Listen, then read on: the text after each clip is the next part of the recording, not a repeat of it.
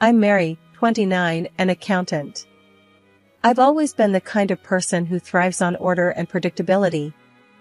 But then, life threw me a curveball named Mike. We met at a mutual friend's birthday party. The moment I walked in, I spotted him across the room, laughing loudly, the center of attention. I was content to stay in the background, but my friend, Jess, had other ideas. "Mary, you've got to meet Mike. He's hilarious," Jess insisted, dragging me over to him. I remember thinking, this is going to be awkward, but to my surprise, it wasn't. Mike was easygoing, his laughter infectious. I found myself laughing more in that one evening than I had in months. "Hey, I'm Mike." "And you are?" he asked with a smile that reached his eyes. "Mary. Nice to meet you," I replied, a bit more enthusiastically than I intended. He cracked a joke about accountants being party animals in disguise, and I couldn't help but laugh. We spent the rest of the evening chatting. He was into graphic design, loved indie music, and had a passion for cooking. I remember leaving the party feeling lighter, happier. Mike had this way of making everything seem fun and exciting. Over the next few weeks, we saw a lot of each other. He'd show up at my apartment with takeout from the newest restaurant in town or tickets to a concert. "Life's too short for routines, Mary. Gotta mix it up," he'd say.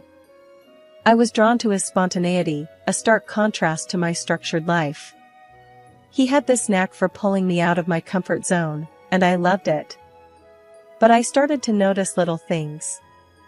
Like how he'd casually drop $100 on a night out without a second thought, or how he'd switch jobs because he got bored with the old one. I tried talking to him about it once. We were at my place, and I broached the subject as delicately as I could. "Mike, don't you think you should be a bit more careful with money? And maybe stick with a job longer?" He just laughed it off. "Mary, you worry too much. Life's about having fun. Money, jobs, they come and go." I wanted to argue, to explain that that's not how the world works, but I didn't. I let it slide, telling myself that it was just Mike being Mike. When he proposed, it was out of the blue. We were walking in the park, and he just blurted it out. "Marry me, Mary. Let's make this adventure official." It was impulsive, irrational, and completely Mike. And I said yes. We moved in together, into my house. It seemed like the perfect start to our life together. And I thought, maybe, just maybe, opposites could really attract and hold together. The days of laughter and impromptu adventures with Mike gradually gave way to a sobering reality. His carefree attitude, once the source of our connection, started to feel more like a growing divide. It was a Thursday evening when the first major crack appeared. I had stayed late at work to catch up on some demanding accounts. Tired and hungry, I arrived home, hoping for a quiet night. Instead, I walked into a scene that looked like the aftermath of a shopping spree.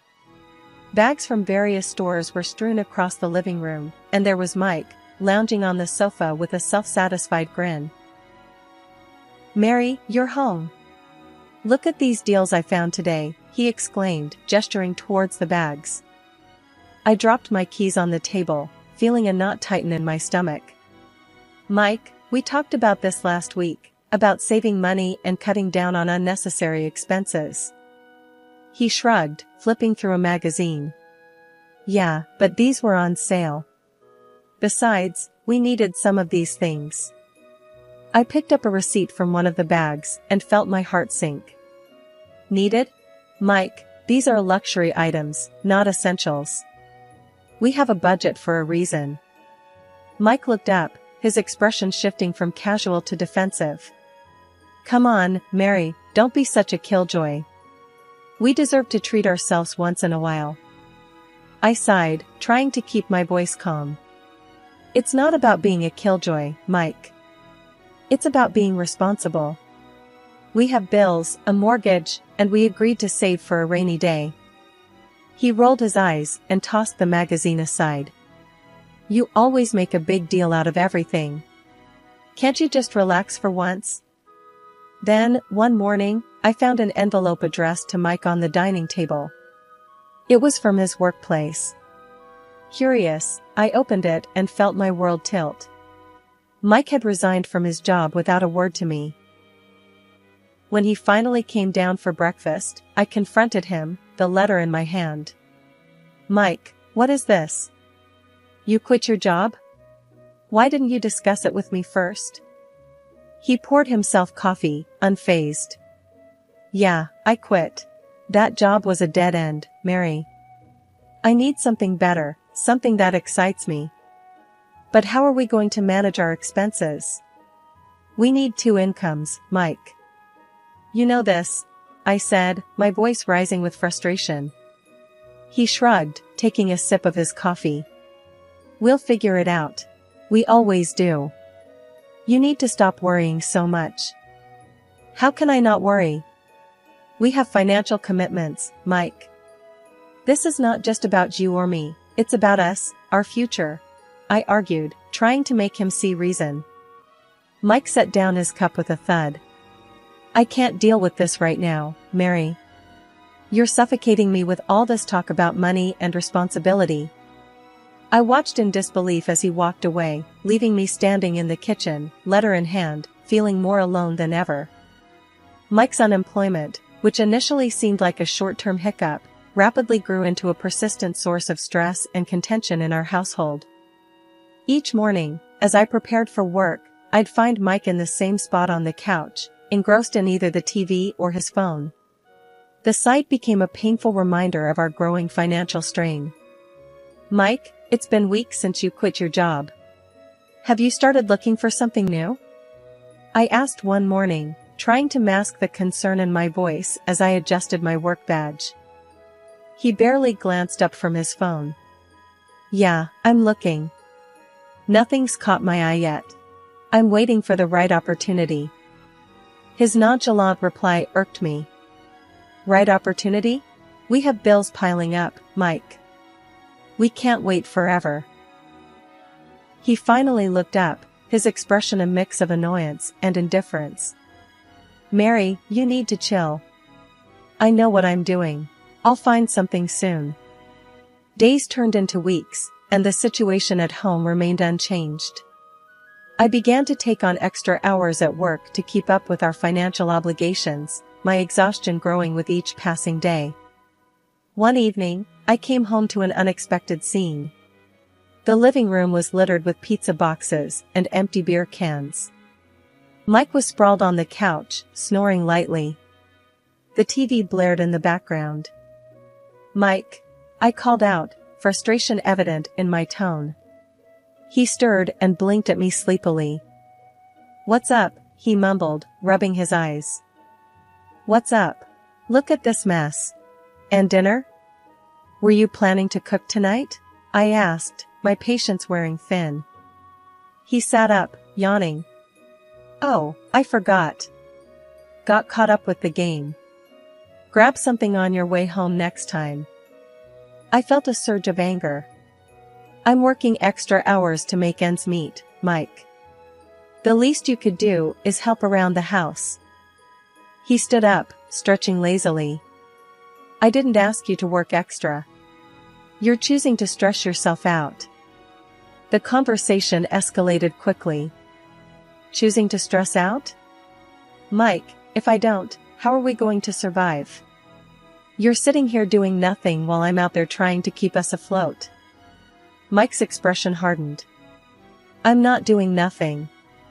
I'm trying to find a job. You think I like being stuck at home? Trying?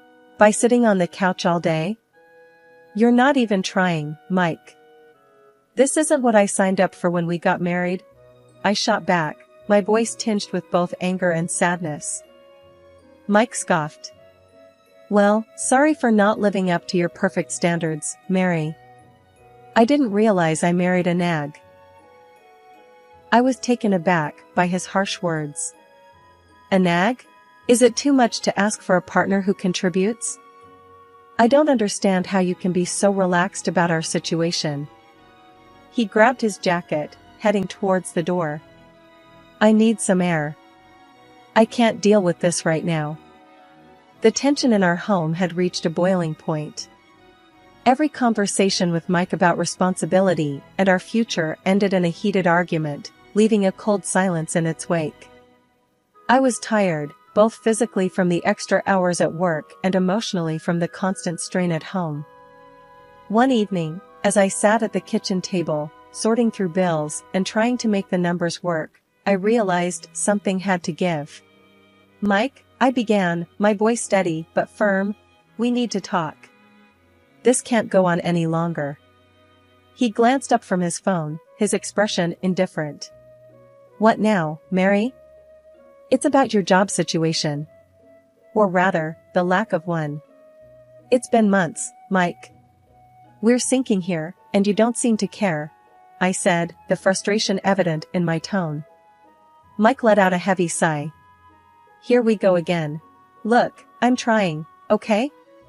You think I enjoy this? You think I like seeing you stressed all the time? Then do something about it. Find a job, any job. We need 2 incomes, Mike. We agreed on this when we got married," I shot back, my patience wearing thin. He stood up abruptly, his chair scraping loudly against the floor. "You think it's so easy, huh? Just snap my fingers and a job appears? You don't get it, Mary. The market's tough. I need something that suits me." "Something that suits you?" I repeated, incredulous. "We don't have the luxury of waiting for the perfect job, Mike. We have bills, a mortgage, responsibilities." Mike paced the room, running his hands through his hair. "I can't deal with this pressure, Mary. It's constant with you. Nag, nag, nag." I stood up, facing him. "This is not about nagging, Mike. This is about our life, our future. If you can't understand that, then maybe this isn't going to work." Mike stopped pacing, his eyes meeting mine. "What are you saying?" I took a deep breath. "I'm saying that if you don't find a job, if you don't start taking our situation seriously, then maybe we need to rethink this marriage." The words hung heavy in the air between us. Mike's face hardened, and for a moment, he said nothing. Then, without a word, he grabbed his jacket and stormed out, slamming the door behind him. I sat back down, my hands trembling slightly. I hadn't meant for it to come to this, but the endless cycle of arguments and indifference had worn me down. Days passed with no word from Mike. The silence was both a relief and a worry. Then, late one evening, my phone rang, jolting me out of my thoughts. It was the hospital. "Mrs. Smith? Your husband, Mike Smith, was brought in after an accident. He's stable, but he sustained some injuries." The news hit me like a punch to the stomach. I rushed to the hospital, my mind racing with worry and 1,000 unanswered questions. The sterile, impersonal atmosphere of the hospital was a sharp contrast to the emotional turmoil I was feeling. Sitting beside Mike's hospital bed, I watched him, his leg in a bulky cast, his face reflecting pain and vulnerability. It was a side of Mike I hadn't seen before, and it stirred a complex mix of emotions within me. As Mike's eyes fluttered open, he squinted at me, confusion giving way to realization. "Mary? You're here," his voice was weak, laden with a mix of guilt and relief. I forced a smile, trying to keep the conversation light. "Yeah, I'm here. How are you feeling?" He winced as he tried to adjust his position. "Like I'd been run over." Which, I guess, isn't far from the truth. "What did the doctors say?" "They said you were lucky. The injury could have been worse. It's a severe fracture, and you'll need time to heal," I explained, watching his face for a reaction. Mike exhaled deeply, his eyes meeting mine. "Mary, I'm sorry. I've been such a fool, and now this," his voice trailed off. I sighed, feeling a wave of conflicting feelings. "Mike, we can sort through all that later. Right now, you need to focus on getting better." But he persisted, a hint of urgency in his tone. "No, I need to say this. I've been self-centered, and I've put you through so much. This accident, it's made me see things differently. I listened, unsure of how to respond. I appreciate you saying that, Mike. But it's going to take more than words to fix what's been broken. He nodded solemnly. I know, and I want to make it right. I'll find a job as soon as I'm able. I'll help out more around the house, whatever it takes. The conversation was briefly interrupted by the nurse who came in to check on Mike's vitals. After she left, we resumed our talk. Mike, it's not just about the job or the housework. It's about us, our relationship. We've been drifting apart, and it's going to take effort to bridge that gap, I said, my voice steady but filled with emotion. He reached out, taking my hand. I know I've messed up, Mary. But this accident, lying here, all I could think about was you. How much you mean to me, and how I've taken you for granted. I felt a lump in my throat. His words were touching, yet I was cautious. I want to believe you, Mike. I really do. But we've had so many false starts. I need to see that you're serious about this change. The nurse returned, her cheerful demeanor a stark contrast to the heavy mood. We're going to start some mild physiotherapy soon. It'll be a journey, but you're in good hands. After she left, Mike looked at me, a newfound resolve in his eyes. I know it's going to be a long road, but I want you with me, Mary. If you're willing to give me that chance. Bringing Mike home from the hospital marked the beginning of a new, challenging chapter in our lives.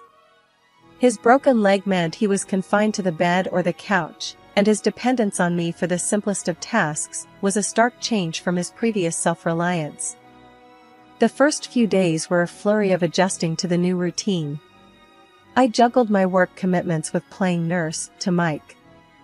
One evening, after a particularly long day at work, I came home to find Mike glaring at the TV, a frown etched on his face. Mike, how are you feeling? Do you need anything? I asked, dropping my bag and kicking off my shoes. He turned his head, his expression sour. Where have you been? I've been calling out for help to get to the bathroom, and you were nowhere. I felt a twinge of guilt mixed with frustration. I had to stay late at work, Mike. You know my job is demanding. I can't just leave whenever I want. He scoffed. Well, maybe your job shouldn't be more important than your husband. As the days went on, Mike's demands grew. He wanted specific meals at specific times, his medication handed to him on the dot, and constant attention. If something wasn't to his liking, he made sure to voice his displeasure. One Saturday, I spent hours preparing his favorite dish, hoping it would lift his spirits. As I set the plate down in front of him, he looked at it and then up at me with disdain. This is what you made? It's too salty. Can't you do anything right? I felt my patience snap. Mike, I've been running around all day, trying to take care of you and keep up with everything else. A little appreciation wouldn't hurt. He sneered, pushing the plate away. Appreciation? For this? I'm stuck in this bed because of my leg, and all I ask is for a decent meal. I stood up, my hands trembling with anger. You know what, Mike? I'm not your servant. I'm your wife, and I deserve some respect. Mike's eyes flashed with anger. Respect? You want respect? How about respecting my condition? I'm the one who's suffering here. As I walked away to cool down, I realized that the man I was trying to help was becoming increasingly unrecognizable. The sweet, apologetic person I had seen in the hospital had vanished, replaced by someone who seemed to take pleasure in belittling me at every turn. That fateful day, I returned home from work earlier than usual. The house, usually quiet during these hours, echoed with an unfamiliar sound of laughter coming from Mike's room. My heart pounding, I tiptoed closer, a sense of dread growing with each step. Peering through the slightly open door, I saw Mike, animated and cheerful, chatting on the phone. Oh yeah, I've settled in quite well here, he said with a laugh. Mary doesn't have a clue. My breath caught in my throat. Who was he talking to? What was he talking about? A cold shiver ran down my spine as I processed his words. I backed away, my mind racing, then loudly re-entered the house, slamming the door to announce my presence.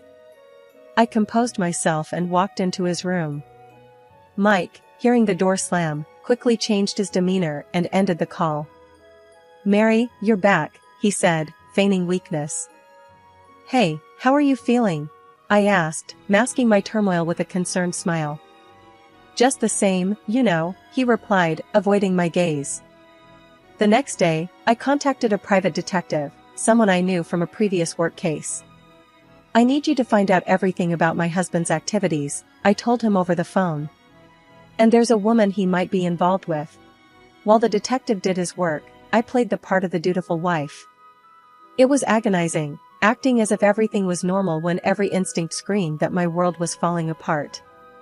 2 weeks later, the detective got back to me. The news was worse than I had imagined. Mike had been in an accident with his mistress, who was listed in the police reports. The detective provided me with her name, and a quick search on social media revealed her profile, filled with pictures of her and Mike looking intimately close. But there was more. The detective had uncovered Mike's gambling debts, a staggering amount that threatened to drown us financially. I sat in the living room, the evidence of Mike's betrayal laid out before me, feeling a mix of anger, disbelief, and heartache. How best to unveil his deceit? How to make him realize the gravity of his betrayal? For now, I kept these thoughts to myself, waiting for the right moment to turn the tables. The morning light filtered through the curtains as I steeled myself for the confrontation ahead. Entering Mike's room, where he lay with his broken leg, I braced myself for the performance of a lifetime. "Mike, I need to talk to you about something important," I said, my voice calm but firm. He looked up, irritation flashing across his face. "What now, Mary? Can't you see I'm in pain here?" I maintained my composure. "I've made a decision for your better care. You're being moved to a state medical facility tomorrow. They're equipped to handle your rehabilitation more effectively." Mike's expression turned from annoyance to panic. "What? No, you can't do that. I want to stay here, with you." "I'm sorry, Mike, but this is for the best." "I'll start packing your things," I said, turning towards the door. As I closed it behind me, I heard the frantic rustling of sheets and Mike's hurried voice calling someone on the phone. "She's sending me to some facility. You have to help me."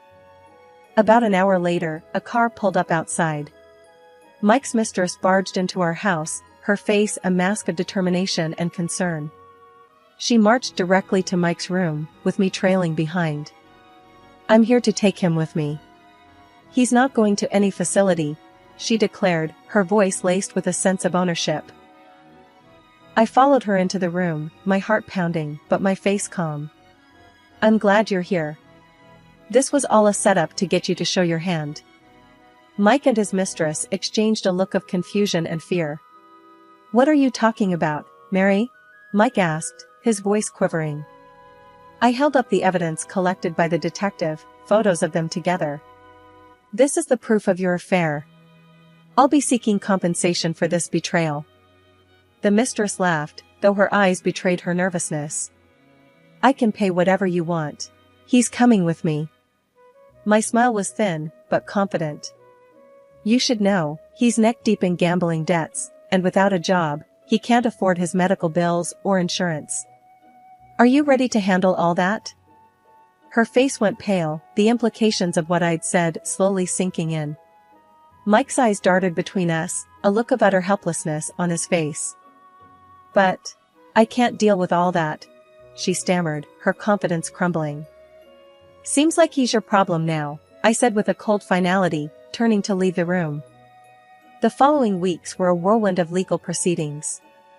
I filed for divorce, ensuring I received a fair settlement for Mike's betrayal and deceit. His mistress, now burdened with his financial and medical responsibilities, quickly found herself overwhelmed. Rumors reached me over time about their strained relationship, riddled with arguments and financial woes.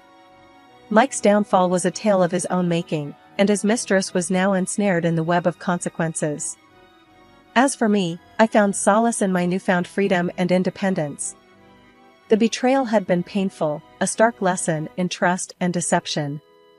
Yet, it also imparted a strength I never knew I had. I moved forward with my life, emboldened by my resilience and determined to find happiness on my own terms, free from the shadows of deceit and betrayal.